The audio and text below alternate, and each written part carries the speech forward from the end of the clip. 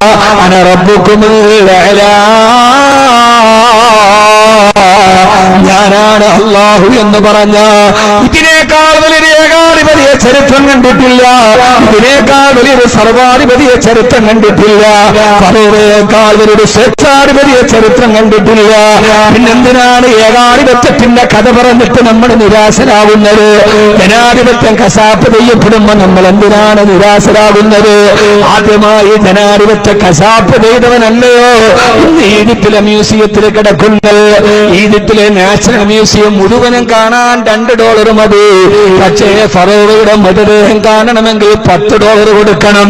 ആ national museum മുഴുവനും കാണാൻ 2-3 പ്രാവശ്യം ഞാൻ പോയി കണ്ടതാണ്.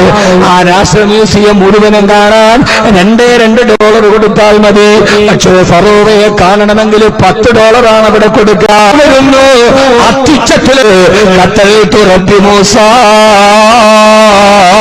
ഖത്തൽതു റബ്ബി മൂസ,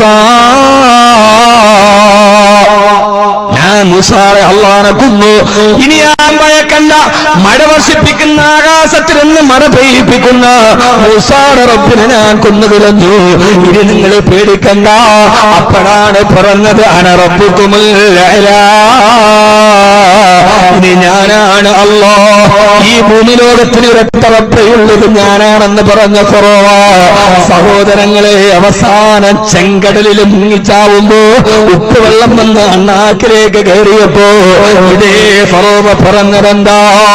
ആമന്തു ലാ ഇലാഹ ഇല്ലല്ലദീ ആമനതു ബിഹി ബനൂ